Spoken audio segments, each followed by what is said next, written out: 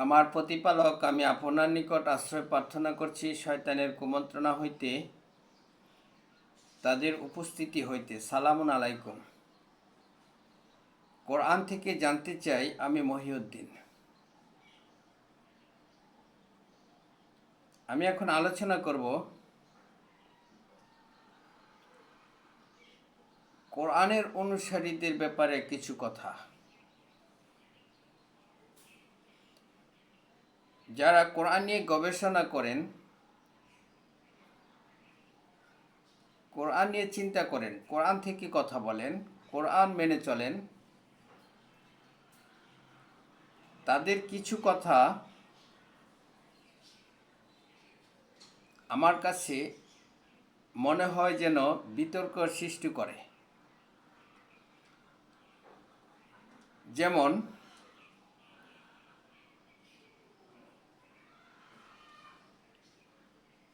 এরা বলতে চায় যে রাসূলের সুন্নত বলা যাবে না,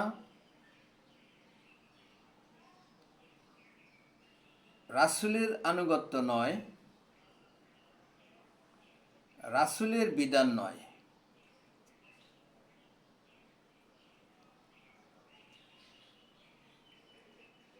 রাসূলের বাণী, এই কোরআন, এই সমস্ত কথা বললে আমাদের মধ্যে একটা বিতর্কের সৃষ্টি হওয়াটাই স্বাভাবিক। যেমন ধরুন, ঈমানের যে বিষয়টা, সেটি আল্লাহ রাব্বুল আলামিন তার বিধানে জানিয়ে দিয়েছেন যে যারা গায়বে বিশ্বাস করে,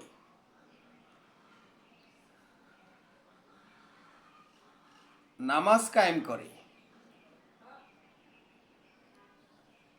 জাকাত দেয়, জাকাত আদায় করে, রাসূলের প্রতি যা নাজিল হয়েছে তাতে বিশ্বাস করে, পূর্ববর্তী রসুলদের প্রতি যা নাজিল হয়েছে তাতেও তারা বিশ্বাস করে। এটি হচ্ছে ঈমানের সংজ্ঞা,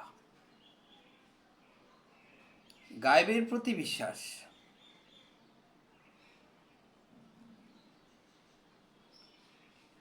আল্লাহ রাব্বুল আলামিন যা প্রকাশ করেছেন তার গায়বের খবর, সেগুলি আমাদেরকে বিশ্বাস করতে হবে। এটা হলো ঈমানের মূল বিষয়। তো রাসূলের সুন্নত, রাসূলের বিধান, রাসূলের তরিকা, এগুলি আমাদেরকে বলা যাবে না কেন?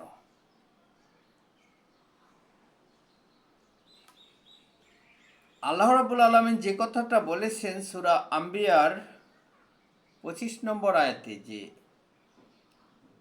আমি তো আমার রসুলকে একথা বলতেই বলেছি, সকল রসুলকে একথা বলতেই বলেছি, তারা যেন বলে যে তোমরা, মানুষদেরকে যেন বলে তোমরা তাদেরকে বলবে, তারা যেন আল্লাহর সাথে কাউকে শরিক না করে, আল্লাহ ছাড়া আর কোনো উপাস্য নাই। এই কথা বলতে সকল রসুলকেই তিনি বলেছেন। তো মৌলিক যে বিষয়টা, সেটি হচ্ছে যে আল্লাহর সাথে কাউকে শরিক করা যাবে না ওই ব্যাপারে। যে ব্যাপারটি হচ্ছে যে সমস্ত সৃষ্টি একমাত্র সৃষ্টিকর্তা আল্লাহ রাব্বুল আলামিন। যে বিধান আমাদের মধ্যে আছে সেটি হচ্ছে আল কোরআন, আল্লাহর প্রদত্ত বিধান, নাজিলকৃত বিধান। যে বিধান তিনি আদম নবীকে, রসুলকে বলেছিলেন যে তোমাদের কাছে আমার বিধান পর্যায়ক্রমে যাবে, যারা মেনে চলবে তাদের কোনো ভয় নাই। তো এই বিধান আমাদের কাছে এসেছে, আমরা পেয়েছি রসুলের মাধ্যমে। সেজন্য এটি হচ্ছে রসুলের বিধান।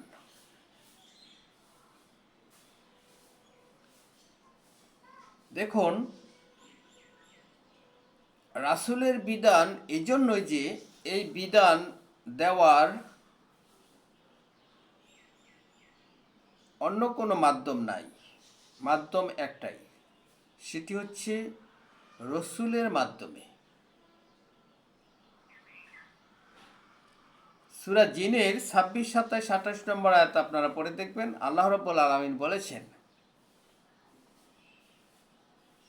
সমস্ত গায়েবের একমাত্র পরিজ্ঞাতা তিনি। তার এই গায়েবের খবর তিনি কারো কাছে প্রকাশ করেন না, তার মনোনীত রসুলগণ ব্যতীত। আর রসুলেরা তাদের সেই খবর, গায়েবের খবর মানুষের কাছে প্রকাশ করেছেন কিনা সেই জন্য তাদের সামনে এবং পিছনে পাহারাদার নিযুক্ত করে রেখেছেন। এই গায়েবের খবর রসুল ছাড়া আসে নাই। এখন এটাকে আমরা রসুলের বিধান বলা যাবে না কেন? এটি হচ্ছে কোরআনিস্টদের কাছে আমার প্রশ্ন। এই প্রশ্ন এই জন্যই করেছি যে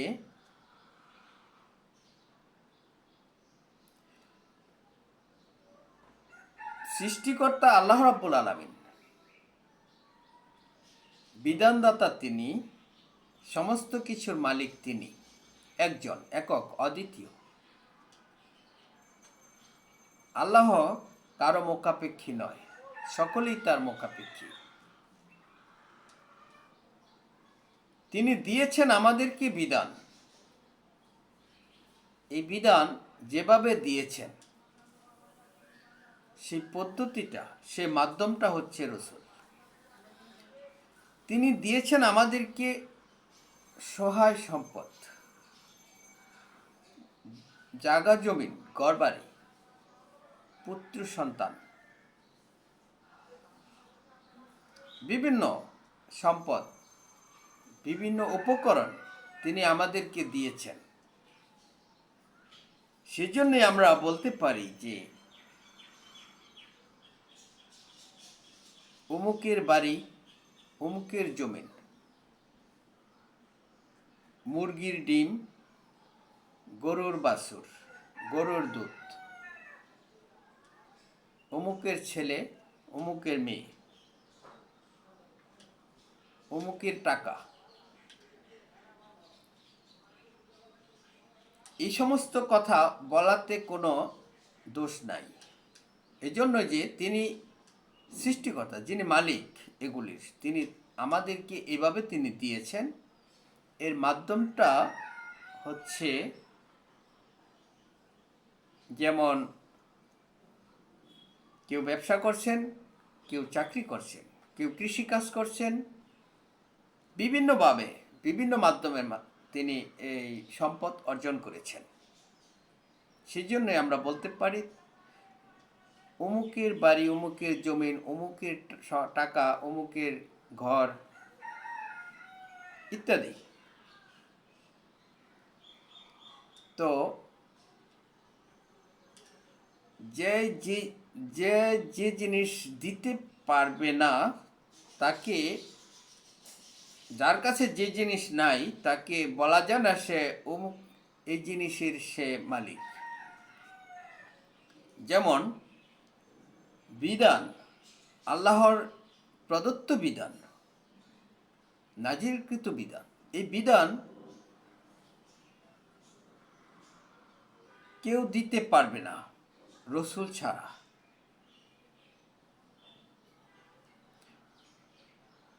রসুল মানুষ, আমরাও মানুষ। কিন্তু মানুষেরা বিধান দিতে পারবে না এই মানুষকে আল্লাহ রাব্বুল আলামিন যতক্ষণ পর্যন্ত রসুল হিসাবে নিয়োগ না দেন, নিয়োজিত না করেন।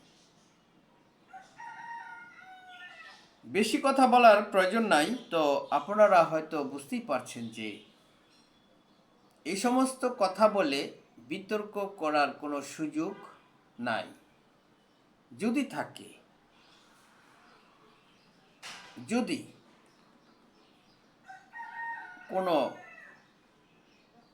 সমস্যা থাকে, কোনো নিষেধ থাকে আল্লাহর বিধান মতে, সেগুলি আপনারা আমাকে জানাবেন কমেন্টের মাধ্যমে। আমি ছাত্র, আমি জানতে চাই কোরআনের বিধান, আল্লাহর নাজিলকৃত বিধান, রাসূলের বিধান, রাসূলের তরিকা, রাসূলের সুন্নত।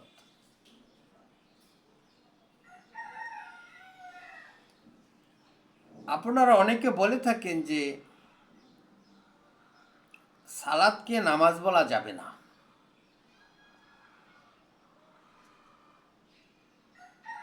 দেখুন, কোন জিনিসের কি অর্থ সেটা মুখ্য বিষয় নয়। মুখ্য বিষয় হচ্ছে আমার কাছে এই বিষয়টার অর্থটা কি, নামটা যাই থাকুক।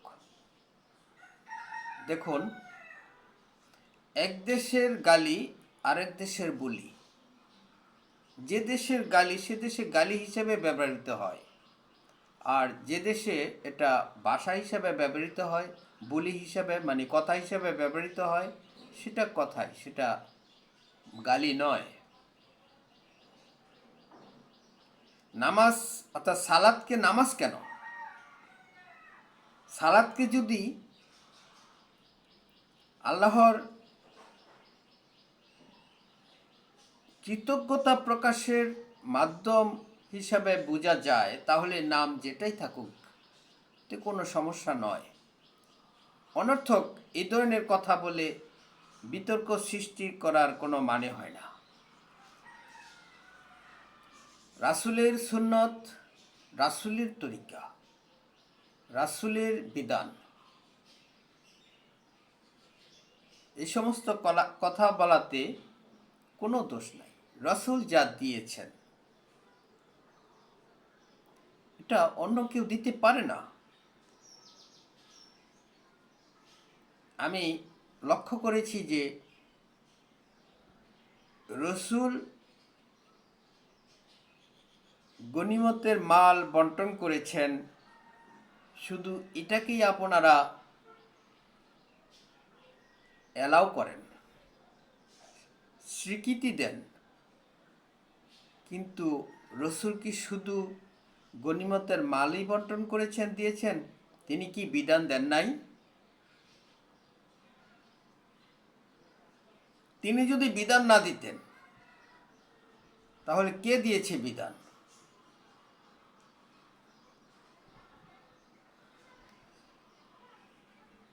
আল্লাহর বিধান পর্যায়ক্রমে আমাদের কাছে কে দিয়েছে? আল্লাহ রাব্বুল আলামিন কার মাধ্যমে কি নাজিল করেছেন? এই সম্পদ, ঘরবাড়ি, সহায় সম্পদ যা আছে সমস্ত কিছু কিভাবে পেয়েছি? তিনি তো সরাসরি এসে আমাদেরকে এগুলি দেন নাই। তিনি তো এই বিধান আমাদের কাছে তিনি নিয়ে এসে দিয়ে যান নাই। এই কোরআন সম্মানিত রাসূলের বাণী, এই বিধান। সূরা হাক্কার 40 নম্বর আয়াত। তো রাসূলের বাণী, রাসূলের বিধান, রাসূলের সুন্নাত, রাসূলের তরিকা, এগুলি বলাতে কোনো দোষ নাই। এই কারণেই যে এগুলি রাসূল ছাড়া অন্য কোনো মাধ্যম নাই যে দিয়েছে। রাসূলের মাধ্যমে দিয়েছেন, আল্লাহ রাব্বুল আলামিন এটি নিজে এসে দিয়ে যান নাই। তিনি তিনি মাধ্যম ব্যবহার করে আমাদেরকে এই বিধান দিয়েছেন। সেজন্যই সমস্ত কিছু হয়েছে রসুলের বিধান, রাসুলের তরিকা। আল্লাহ রাব্বুল আলামিন কোরআনে পরিষ্কার করে বলে দিয়েছেন,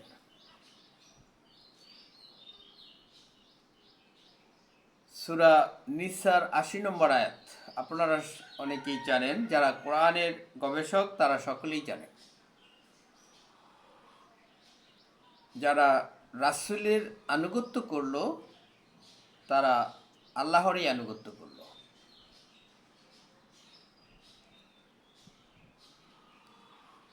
রাসূল যে বিধান দিয়েছে এই বিধান দিয়েই রাসূলকে অনুসরণ করতে হবে। রাসূলের আনুগত্য অনেকে বলে থাকেন যে এখন তো রাসূল নাই, কিন্তু রাসূল যে বিধান দিয়েছেন সে বিধান আল্লাহর প্রদত্ত বিধান, এই বিধান দিয়ে রাসূলকে অনুসরণ করতে হবে। সূরা নিসার ৬৬ নম্বর আয়াতে আল্লাহ রাব্বুল আলামিন বলেছেন যে আমি তো আমার রসুল এই জন্যই প্রেরণ করেছি যাতে করে আমার বিধান দিয়ে তাকে মেনে চলা হয়, তাকে অনুসরণ করা হয়। আর রাসূলের অনুসরণ যারা করলো তারা আমারই অনুসরণ করলো, রাসূলের আনুগত্য যারা করলো তারা আমারই আনুগত্য করলো।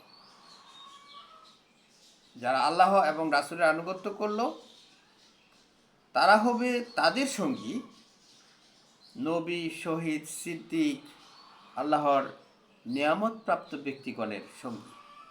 কত উত্তম সঙ্গী! সূরা নিসার ৬৯ নম্বর আয়াত। আমি যে কথাটা বলতে চেয়েছি সেটি হচ্ছে যে রাসূলের সুন্নত, রাসূলের তরিকা, রাসূলের বিধান এগুলি মধ্যে বিতর্ক সৃষ্টি করতে চেন না। রাসূল যা দিয়েছেন, রাসূল বিধান দিয়েছেন, রসুল ছাড়া অন্য কেউ দিতে পারে না।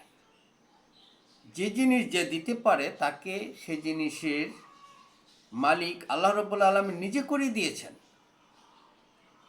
যেমন আপনি ঘরবাড়ির মালিক হয়েছেন, এটা আল্লাহ রাব্বুল আলামিন নিজে করে দিয়েছেন। আপনি, আমি, সকলেই আমাদেরকে আল্লাহ রাব্বুল আলামিন যা দিয়েছেন এটা বিধান রসুলের মাধ্যমে দিয়েছেন। সম্পদ আল্লাহ রাব্বুল আলামিন আমাদের মাধ্যমে দিয়েছেন, আমরা সেটা অর্জন করেছি, আল্লাহ রাব্বুল আলামিন সেটা আমাদেরকে দিয়ে করিয়েছেন। রাসূলের মাধ্যমে তিনি বিধান দিয়েছেন, শুধুমাত্র যুদ্ধে অর্জিত সম্পদের ব্যবহারটা তিনি বলেছেন। এ ব্যাপারে রাসূল যা দিয়েছেন শুধু সম্পদ দেন নাই, গনিমতের মাল দেন নাই, এটা তো একটা বিষয় মাত্র। আর বিধান হচ্ছে সবচেয়ে বড় বিষয়, যেটি রাসূলেরই দেওয়ার কথা এবং রাসূলই দিতে পারে। যে জিনিস যে পারে সেটার মালিক আল্লাহ রাব্বুল আলামিন সেটা করে দিয়েছেন। রাসূল মানুষের মধ্য থেকে তিনি নিয়োগ দিয়েছেন, সকলকে দেন নাই।